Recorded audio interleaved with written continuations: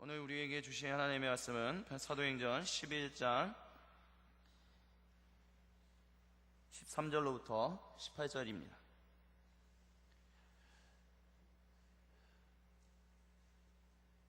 제가 가진 성경 신약성경 207쪽에 있습니다. 사도행전 11장 13절로부터 18절 207쪽 다 찾으신 줄 알고 같이 한 목소리로 봉독하겠습니다. 그가 우리에게 말하기를 천사가 내 집에 서서 말하되 내가 사람을 요바에 보내어 베드로라 하는 시몬을 청하라. 그가 너와 내 온 집이 구원받을 말씀을 내게 이르리라 함을 보았다 하거늘 내가 말을 시작할 때 성령이 그들에게 임하시기를 처음 우리에게 하신 것과 같이 하는지라.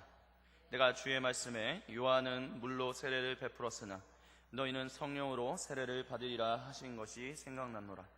그런즉 하나님이 우리가 주 예수 그리스도를 믿을 때 주신 것과 같은 선물을 그들에게도 주셨으니 내가 누구에게 하나님을 능히 맡겠느냐 하더라. 그들이 이 말을 듣고 잠잠하여 하나님께 영광을 돌려 이르되 그러면 하나님께서 이방인에게도 생명 얻는 회개를 주셨도다 하니라. 아멘. 제가 지금 체해가지고요 몸이 지금 사실 되게 안 좋습니다. 그래서 사실 되게 지금 오한이 나오고 계속 그러고 있어요. 그래서 혹시 설교하다가 갑자기 저 사람이 뭐 목소리가 작아진다든지 아니면 조금 평상시에 보던 모습과 다른 모습이 보신다면 너그럽게 양해해 주시면 감사하겠습니다.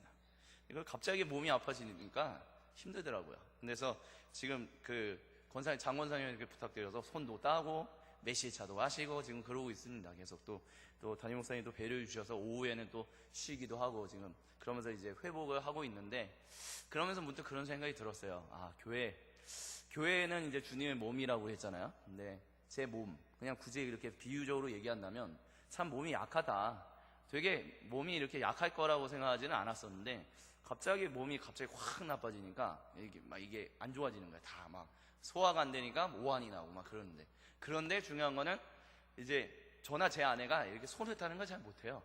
그래가지고 두려워해가지고 이게 한 번에 할 때 탁 찔러서 따야 이게 확 되잖아요. 안 그랬다간 계속 몇 번 찌르면 더 아프니까 한 번에. 근데 저나 제 아내가 잘 그걸 못하다 보니까 이제 권사님한테 부탁을 드렸는데, 그렇게 함으로 해서 이제 조금씩 몸이 몸이 회복되고 또 땀이 흘리고 그런 것이 아닌가라는 생각이 들어요. 그러니까 주님의 몸이 때로는 아플 수도 있고요, 몸이 때로는 불편할 수도 있습니다. 근데 몸 그 자체가, 근데 한 부분이 아프면 온몸 전체가 다 아픈 것 같아요. 근데 그 온몸 전체가 아픈 것을 치료하려면 혼자만의 힘으로는 좀 어려움이 많다라는 거. 그래서 우리가 같이 이렇게 한 몸, 한 공동체를 이룬다라고 얘기할 수 있을 것 같습니다. 그렇기 때문에 우리가 서로 사랑으로 또 돕고 섬기고 돌봐야 하고, 그래서 빌립보서에 얘기하는 것처럼 각각 자기 자신을 돌아볼 뿐더러 각각 남을 돌아보아 나의 기쁨을 충만케 하라. 사도 바울의 기쁨을 충만케 하라 라는 거였지만, 그 사도 바울의 이야기 가운데는 나의 기쁨이 곧 주 예수 그리스도의 기쁨이다. 그렇기 때문에 서로 돌아보는 일을 우리가 멈추지 말자라는 그런 얘기를 했던 거라고 생각합니다. 그렇기 때문에 우리가 서로가 서로를 돌아보는 것은 당연한 것이다 라고 얘기할 수 있겠죠. 왜냐? 이 세상에서 혼자 살 수 있는 사람은 단 아무도 없기 때문에. 그렇기 때문에 우리가 때로는 관심을 가지고 다른 사람들의 이야기에, 또 주변에서 일하는 일들에 우리는 좀 관심을 가져요. 요즘 젊은 분들 같은 경우는 다른 분들이 관심 가지는 걸 사실 별로 좋아하진 않아요. 그러니까 윗세대이신 어르신들과 저희 세대, 또 밑에 세대가 좀 많이 다르다라고 얘기할 수 있겠죠. 그래서 요즘 같은 경우는 지하철에서 이렇게 애기 안고 타면, 옛날에는 막 어르신들이 아이고 애기 이쁘네, 애기 참 실하네 뭐 이러면서 막 만지고 막 그런 걸 했었는데, 요즘은 그렇지 못한다고 하는 이유가 젊은 사람들이 싫어하니까. 그런데도 불구하고 관심을 갖는 것, 그러니까 관심을 계속해서 가져주시는 것, 그건 굉장히 중요한 것이다 라고 생각을 합니다. 물론 우리나라는 조금 관심을 너무 많이 가지는 것이 조금 부담이 돼서 다른 사람들에게 이제 좀 뭐라 그럴까요, 이게 부담감을 작용하는 그런 안타까운 일들도 있는 것 같지만, 그래도 기본적으로 관심을 갖는다라는 것은 주님 안에서 가장 좋은 것이다 라고 생각을 합니다. 그래서 오늘 읽었던 우리 사도행전 11장 13절로부터 18절도 결국은 누군가의 관심으로부터 시작되는 얘기예요. 그 관심을 가진 사람들은 누구냐? 유대인 배경의 그리스도인들. 근데 유대인 배경의 그리스도인들이 그 앞에 보면 사도 베드로에게 넌 도대체 왜 이방인이랑 같이 식사를 했냐 이 얘기를 해요. 그러니까 뭐냐면 그 이방인들이 하나님의 자녀가 아닌데 왜 하나님의 자녀들이 아닌 사람하고 같이 함을 위해서 너의 몸을 더럽히느냐라는 그런 얘기를 했어요. 그렇기 때문에 사도 베드로가 결론적으로 뭐냐, 잘못했다, 회개해라, 이런 얘기를 하는 것이 사도행전 11장 11절로부터 이제 쭉 얘기 나오는 사건의 배경이다라고 얘기할 수 있겠죠. 근데 그 일에 대해서 베드로가 자기가 무슨 일을 겪었었는지에 대한 얘기를 합니다. 고넬료, 이방인으로서 처음 성령 받은 사람, 이방인으로서 처음 그리스도인으로 들어온 사람, 그 사람, 물론 이방인 중에 그 전에 사람들도 있는 것 같이 성경이 좀 사도행전에 얘기하는 것도 있어요. 예를 들면 에디오피아의 네시가 이제 예배를 드리러 이제 예루살렘에 왔다가 돌아가는 길에 빌립이 전하는 얘기를 듣고 세례를 받고 그런 일도 있는데, 그래서 이 네시가 유대인인가 아니면 유대인이 아닌가, 이거는 굉장히 논쟁이 있어요. 그래서 어떻게 보면 유대인이 아니라 이방인처럼 보이기도 합니다. 그래서 에디오피아 네시가 먼저 회심한 이방인이 아닐까라는 생각을 하지만, 많은 사람들은 이 에디오피아의 네시보다는 이 고넬료, 로마의 백부장, 군대로 치면 중대장 정도 100명을 다스리는 그 군인의 그 우두머리, 이 사람이 처음 그리스도인으로 편입한 이방인이다라고 보통 이야기를 합니다. 근데 그 받은 것이 뭐냐라고 했었을 때, 그가 우리에게 말하기를, 천사, 그가라는 건 여기서 이제 13절에 고넬료로 얘기하는 거죠. 천사가 내 집에 서서 말하되 내가 사람을 요바에 보내어 베드로라 하는 시몬을 청하라 라는 음성을 들은 거예요.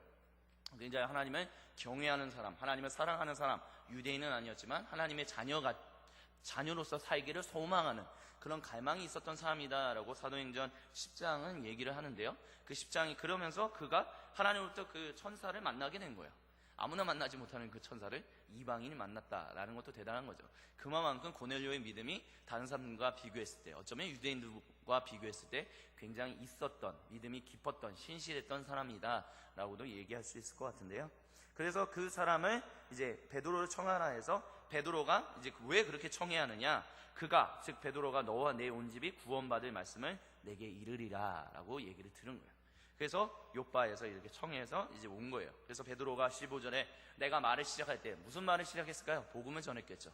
예수님을 믿으십시오. 예수님이 왜 구세주가 되시는지, 특별히 하나님을 경외하는 이 이방인이 왜 이 사람을 구원하는 분으로서 예수님이 오셨는지에 대한 그 이야기들을 쭉 풀어나갔을 거예요.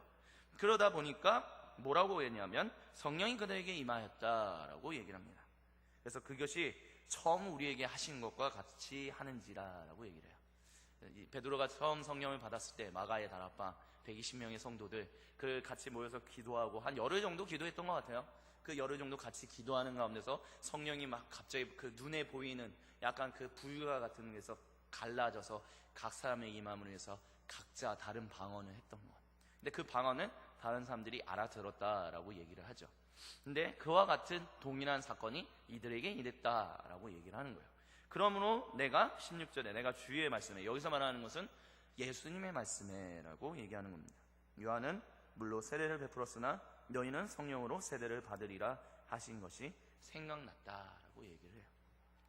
그러면서 이제 17절에 그런즉 하나님이 우리가 주 예수 그리스도를 믿을 때에 주신 것과 같은 선물을 이 이방인이 고넬료와 그 집안의 사람들에게도 다 주셨는데, 내가 누구이긴데 이 사람은 이 하나님의 행하신 일을 능히 맡겠냐. 즉 무슨 얘기냐, 이들이 성령을 받아서 하나님의 자녀가 됐는데, 그리스도인이 됐는데, 우리처럼 유대인 배경의 그리스도인들처럼 그렇게 됐는데, 내가 누구인데 이 이방인은 하나님의 자녀가 아니야. 그래서 가까이 하면 안 되고 상종하면 안 되고 내가 어떻게 그거를 가로막을 수 있겠습니까? 그것은 아니다. 그러면서 이것은 결국 무슨 얘기를 했냐, 이 유대인 명의의 그리스도인이 너 베드로 잘못했어. 하나님의 자녀들과 같이 하지 마. 하나님의 자녀가 아닌 사람들과 같이 하지 말아야 하는데, 너가 지금 같이 함을 위해서 하나님으로부터 주님의 몸됨 그것을 더럽혔어. 거룩하지 못했어. 정결하지 못했어. 그러니까 회개해야 돼 라고 얘기하는 거에 대해서, 아니다, 그들도 하나님으로부터 정결함을 받았다라는 얘기를 함으로 인해서 내가 잘못한 일을 한 것이 아니다라는 것을 지금 어떤 면에서는 변론하고 있다라고 얘기할 수 있을 것 같습니다. 그러다 보니까 18절에 그들이 이 말을 듣고 잠잠하여, 즉 뭐라 속닥속닥 하던 그것을 이제 잠잠해하여 하나님께 영광을 돌렸다라고 얘기를 합니다. 그러면 하나님께서 이방인에게도 생명 얻는 회개를 주셨구나 라는 얘기를 한 거죠. 그리고 이러면서 본격적으로 사도들은 이방인들을 향하여 흩어져서 복음을 전하는 일들이 시작되었다라고 이 사도행전을 기록한 누가는 이야기를 하고 있습니다. 근데 참 이렇게 유대인 배경의 그리스도인데 베드로 보고 잘못했어.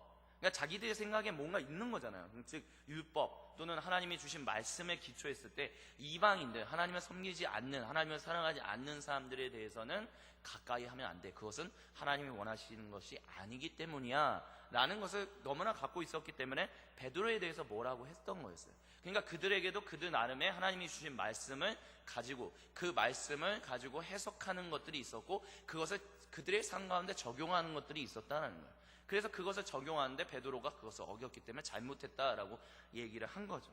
그런데 베드로는 자기가 만났던 하나님에 대해서, 특별히 자기가 그 14절, 15절에 말을 시작할 때 성령이 그들에게 임하셨다라는 것을 통해서 그 무엇을 생각했냐면 예수님이 말씀하신 것을 기억했다라고 이야기를 해요. 그래서 17절에 내가 무엇을 맡겠냐라는 거죠. 여기서 재미있는 그 어떤 스펙트럼이 보이는데요. 유대인 배경의 그리스도인들도 자신들이 가지고 있는 하나님의 말씀에 기초하여 그 말씀을 가지고 그것이 우리의 지금의 삶 가운데 어떻게 적용되어 올 것인가 라는 것을 끊임없이 고민하면서 그것을 연구하고 기도하며 묵상하는 사람들이었다라고 얘기할 수 있어요. 그래서 그들은 하나님 모세를 통해서 주셨던 하나님의 말씀을 가지고 고민하는 것 가운데서 이방인들하고는 가까이 하면 안 된다라는 얘기를 그 생각을 가지고 있었던 거고요. 그 생각의 기초에서 베드로에게도 그러면 안 되는 거였는데 왜 그랬냐라는 어떤 적용을 이야기하고 있어요. 근데 베드로는 그것과 관련해서 자신이 보았던 하나님의 계시를 15절에서 만났죠. 즉 고넬료가 성령을 받는 것, 내가 받는 영을 그들도 받았다는 거죠. 그래서 왜 그런 표현이 있잖아요. 영은 영으로야 통한다. 제가 옛날에 참 그런 얘기를 많이 들었던 것 같아요. 근데 영은 영으로 통하는 것 같아요. 우리가 저 사람이 하나님 앞에서 참 진실하고 참된 그리스도인인지 아닌지를 우리가 어떻게 알 수 있을까요? 우리가 가지고 있는 어떤 것들 때문에 알 수 있을까요? 가장 기본이 되는 것은 여러 가지 것들이 있겠지만 가장 기본이 되는, 가장 근간이 되는 것은 바로 성령의 체험이다라고 얘기할 수 있을 것 같습니다. 내가 받았던 성령, 저들도 받는 성령, 동일한 성령을 받았다는 것. 그 성령을 받는다는 것은 결국 하나님이 자기를 계시하신 것이거든요. 자기를 드러내신 거죠. 하나님이 자기를 드러내시지 않는다면 우리는 하나님을 알 수 없다라고 성경은 얘기하고 있습니다. 근데 하나님이 자신을 드러냄으로 인해서 이방인들에게 성령이 임했다라는 것을 베드로가 본 것이죠. 그리고 그것을 보고 나서 그는 예수님이 말씀하신 것을 기억한 거였었어요. 모세를 통해서 주어졌던 하나님의 말씀, 근데 그 하나님의 말씀을 뛰어넘는, 그래서 유대인들이 적용하고 있던 이방인들과는 상종하지 말아야 한다라고 해서 얘기하는 그것을 뛰어넘는, 이제는 예수님을 구세주로 고백하는 이들에게는 성령으로 세례를 주신다라는 그 말씀을 하셨구나라는 것을 생각하면서 이제 그것을 가지고 적용했다라는 거예요. 다른 표현을 한다면 해석했다라고 얘기할 수 있습니다. 하나님의 자기 드러내심에 그것을 가지고 무엇이 옳고 무엇이 그런 것인지를 해석하고 그것을 적용했다는 거죠. 그리고 그것을 적용해서 자기를 변호하는 이야기를 통해서 이 유대인 배경의 그리스도인들은 하나님이 그렇게 하셨다면 우리가 무슨 말 하리오라고 얘기를 합니다. 즉 하나님이 자기 드러내심 가운데서 내가 이전에 가지고 있었던 그 적용점들, 그 해석들이 어떤 때는 옳아 보이고 그랬을지라도 하나님이 그렇게 하셨다면 내 생각, 내 해석, 그 모든 것들은 내려놓고 하나님께로 나아가 하나님이 보여주시는 새로운 계시에 들어가서 하나님이 지금 이 땅 가운데 우리 가운데 무슨 일을 하고 계신가라는 것을 받아들이고 그들의 삶에 적용하는 일들을 했다라는 것입니다. 결국 이 말씀을 통해서 궁극적으로 오늘 우리 예배 가운데 같이 나누고자 하는 이야기의 핵심은 그것입니다. 성경 말씀은 하나님의 계시와 인간의 해석이 같이 적용된다라는 것입니다. 근데 이런 얘기를 왜 하냐? 그리고 사실은 이 설교를 예전에 한 적이 있어요. 제가 근데 기억력이 안 좋아서 수요 예배 때 했었는지 아니면 청년부 예배 때 했었는지 제가 사실 잘 기억이 나지 않습니다. 근데 분명한 거는 한 적이 있어요. 근데 이 말씀을 왜 나눴었냐면 제가 처음에 사역을 여기 왔었을 때, 죄송합니다. 잠시 좀 마시겠습니다. 처음 사역을 왔었을 때 어떤 분이 저한테 그런 걸 질문한 적이 있었어요. 이은성 목사님은 뭘 가르치시려고 합니까? 라는 얘기를 하는 거예요.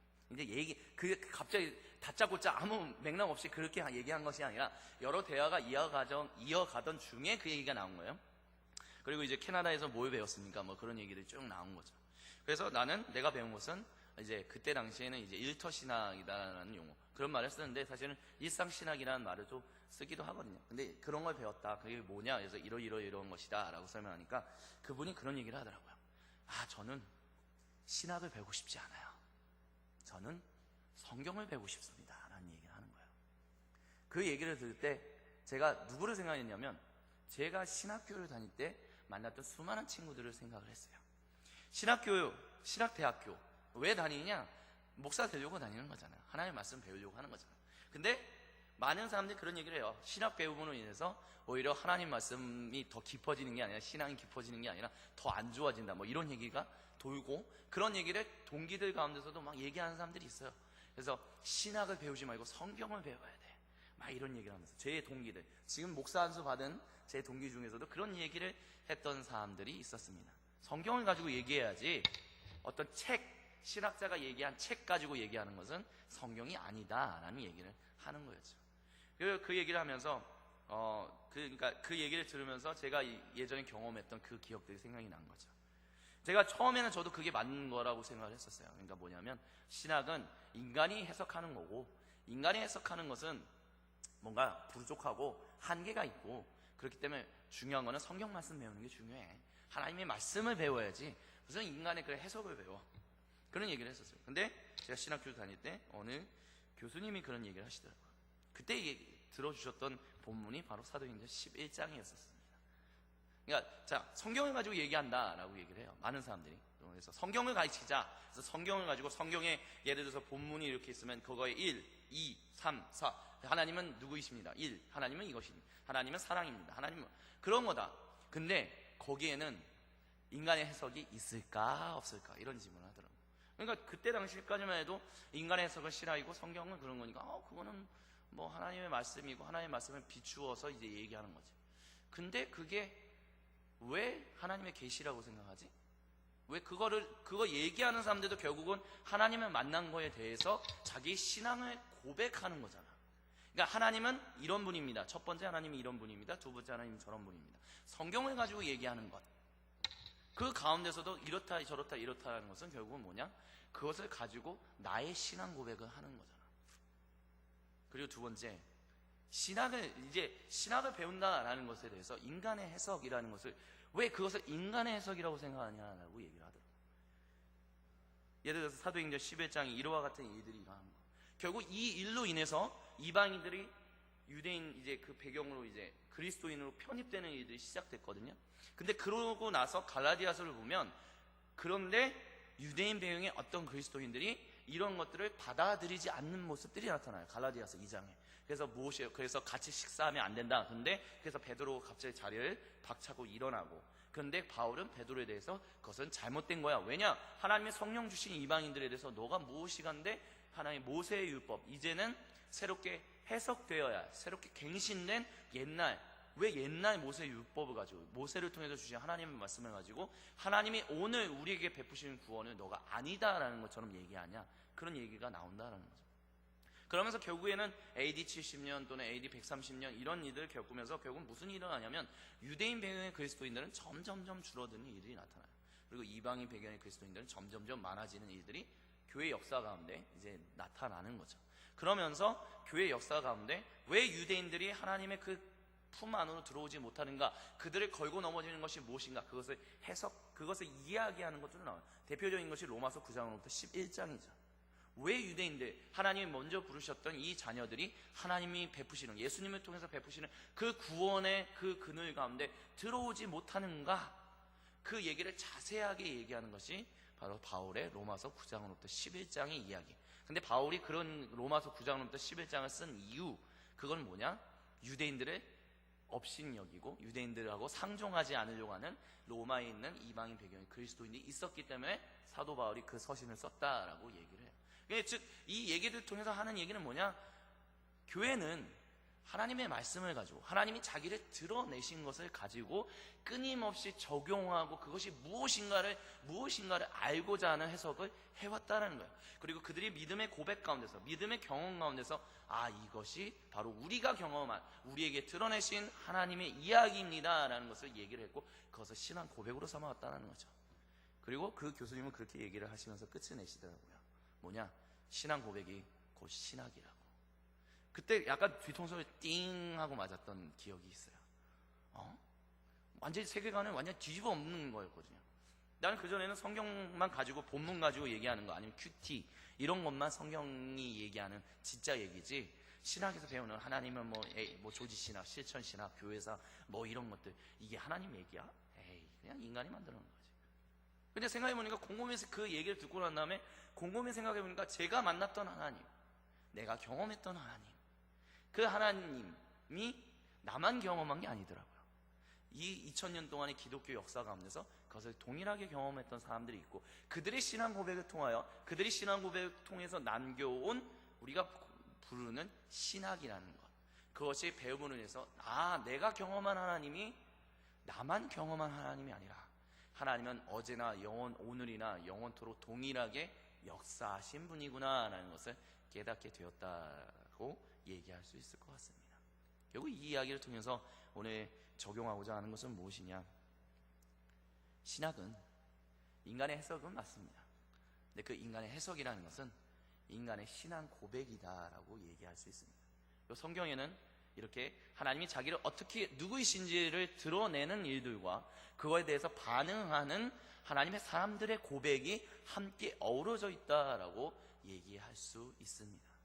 그렇기 때문에 신학은 하나님 말씀이 아니기 때문에 하나님 말씀을 배우면 안 돼. 그래서 이제 쭉 그 친구하고 하면서, 근데 그것을 그 분하고 직접적으로 얘기하지는 않았어요. 쭉 얘기하면서 성경 가지고 왜 내가 배워왔던 것들, 내가 이제까지 경험해왔고, 예를 들면 학문적으로 쌓아왔던 어떤 것으로 쌓아왔던 그거에 대해서, 그것을 성경을 가지고 쭉 얘기하는 일들을 한 1년 6개월 이제 해온 거죠. 그러니까 이제 그 분이 받아들였는지 안 받아들였는지 잘 모르겠어요. 그러니까 이 인식을 받아들이는지 안 받아들이는지는 잘 모르겠지만, 그래도 이게 단순히 신학이라는 게 아니라 성경을 가지고 얘기하려고 하는 것들이 있구나, 이런 고백까지는 이제 들어본 적은 있었습니다. 근데 이 얘기를 하는 것은, 그리고 다시 이 얘기를 하는 이유는 저는 이게 굉장히 중요하다고 생각하기 때문에 다시 한번 나누게 됐습니다. 많은 사람들이 그래요. 신앙 서적을 읽는 것, 또는 신학 서적을 읽는 것, 그런 것들에 대해서 이렇게 신앙 목사로서 생활을 하다 보면 그런 것을 되게 부담스러워하는 분들이 많다는 것을 생각보다 많이 경험하게 됩니다. 그래서 성경 가지고 얘기합시다 라고 얘기하지, 신앙 서적 가지고 하지 맙시다, 이런 얘기들을 되게 많이 해요. 근데 그 모든 신학 서적 또는 신앙 서적, 그들에게도 결국은 그 안에 신앙의 고백이 담겨 있는 거거든요. 그 사람이 신앙 고백, 아니면 그가 경험했던 교회의 고백. 그래서 우리가 보통 얘기하잖아요. 사도신경 또는 니케아 신조. 그래서 교회가 정통이냐 아니면 이단이냐라고 했었을 때 그것을 판가름하는 요소로서 보통 우리는 사도신경과 313년으로 제가 기억하는데, 니케아 신조를 신앙으로 정통의 고백으로 하는 교회를 정통교회, 그렇지 않은 교회는 잘못된 교회, 이렇게 얘기들을 해요. 그게 다 신앙의 고백이거든요. 근데 그 신앙의 고백을 가지고 이게 도대체 뭘 얘기하는 거냐라고 얘기하면서 수많은 사람들이 별의별 책들을 다 썼어요. 그리고 성경에 있는 어떤 본문을 가지고, 성경에 가지고 있는 어떤 이야기들을 가지고 그게 또 어떤 얘기고 지금의 우리에게는 어떻게 적용할 수 있는지에 대한 얘기들을 계속해서 지금도 수많은 사람들이 책을 쓰고 있습니다. 그리고 그런 책 쓰는 것을 굉장히 중요하게 여겨서 초대교회 때부터 그리스도인들은 한 책의 사람이다라는 얘기를 굉장히 많이 들었어요. 즉 성경의 사람이다라는 얘기를 한 거죠. 근데 그 성경을 온전하게 이해하기 위해서 주예서들을 쓰는 교부들도 있었고요. 그것과 관련해서 예수님은 하나님의 아들이다, 예를 들어서 삼위일체 이런 것들은 도대체 삼위일체는 무엇인가, 그들의 신앙 고백 가운데서 이해 못하잖아요. 이방인들은 그것을 이해하기 위해서 또 책을 쓰기도 하고, 이런 일들, 그리고 책을 읽히고 그것을 읽고, 그래서 그것을 또 변론하고 그런 일들을 해왔다라는 것입니다. 그리고 그것이 성령의 충만함과 관계가 없는 것이냐라고 했었을 때, 교부들은 그렇게 얘기하지 않았었어요. 즉 뭐냐, 성령이 충만한 가운데서 성령이 그 충만한 경험들을 하는 것도 굉장히 중요하고, 그 경험들에서 우리가 하나님 앞에서 빚어져 가는 것도 굉장히 중요하지만, 내가 가지고 있는 믿음이 무엇인지, 내게 보이시고 우리에게 보이신 하나님이 누구이신지에 대해서 우리가 분명하게 전할 수 있어야만 합니다 라면서 굉장히 아주 초창기 때부터 책들을 써오고 그 책들을 읽고 같이 듣고 하는 일들을 멈추지 않았다라는 것입니다. 그리고 지금도 주님의 몸된 교회는 그 일을 멈춰서는 안 됩니다. 근데 우리 가운데 조금은, 저도 그랬었고, 조금은 잘못된 생각들이 들어올 때가 있어요. 뭐냐? 인간의 해석은 들으면 안 된다. 근데 하나님이 자기 드러내시지 않으면, 그리고 그 하나님이 자기를 드러내신 거에 대해서 그게 무엇인가를 우리가 이해하지 못하면, 우리가 이해하지 못한 것을 어떻게 전할 수 있겠습니까? 그래서 성경은 끊임없이 우리에게 그것을, 하나님의 자기 드러내신 가운데 우리에게 보여주신 그 하나님을 우리는 어떻게 나눌 수 있는 것인지에 대해서 끊임없이 고민해왔다는 거죠. 그리고 성경 그 자체에도, 사도행전에도 하나님이 자기 드러내신, 즉 하나님의 계시와 그것과 관련한 사람들의 신앙 고백, 해석, 그리고 적용, 이 모습들이 나타난다는 것입니다. 이걸 통해서 결국 궁극적으로 우리의 삶 가운데 적용하기 원하는 것은 무엇이냐면, 이제는 좀, 만약에 그런 분들이 나타나신다면 좀 이렇게 얘기할 수 있었으면 좋겠어요. 신학은 배우면 안 돼, 책은 읽으면 안 돼, 성경만 가지고 얘기해야 돼. 근데 교회는 그 성경 가지고 얘기하는 것을 수없이 많이 기록해 왔었습니다. 우리에겐 너무나 놀라운 유산들이 정말 많아요. 그 유산들을 가지고 그때 당시에는 어떻게 해석했고, 그때 당시에 해석했던 그것을 지금 우리에게는 어떻게 적용할 수 있는가를 지금도 수많은 그리스도인들이 고민하면서 그것을 계속해서 삶에 적용하고 같이 나누는 일들을 열심히 하고 있습니다. 근데 그 일을 게을리하게 되는 그 순간 우리는 뭔가 이분법적인 어떤 적용을 하게 되지 않을까라는 생각을 합니다. 즉 그냥 성경만 가지고, 그러니까 성경 얘기하니까 이렇게 얘기하니까 이런 하나님은 이런 하나님이야. 근데 신학은 하나님 얘기가 아니야. 전 그거에 굉장히 가슴이 아파요. 전 그 얘기를 들을 때마다 사실 되게 가슴이 미어집니다.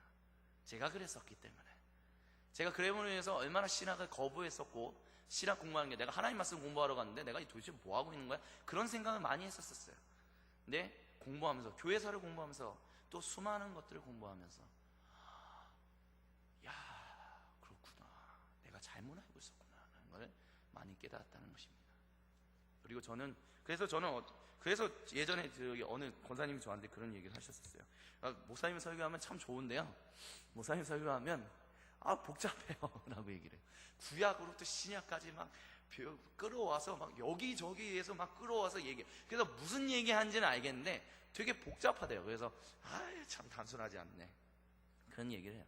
근데 저도 알거든요. 왜 별의별 얘기들 다 끄집어 와서 그걸 가지고 얘기하는 것이 복잡하다는 걸 알아요.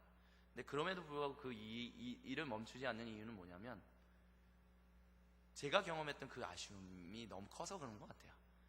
하나님은 그렇게 단편적인 분이 아닌데, 수많은 것들을 통해서 하나님이 우리에게 보여주시는, 내가 아는 그 하나님보다 더 위대하신 하나님, 다른 이들에게 보이심을 위해서 나를 통해 또 가르치길 원하시는 그 하나님, 얼마나 그 위대하신 하나님이 있는데 너무 내가 제한하고 있지는 않은가, 어떤 그리스도인은 너무 그것을 제한하고 있지는 않은가, 그런 아쉬움 때문에 계속해서 그렇게 얘기를 한다라고 생각을 하고 있습니다.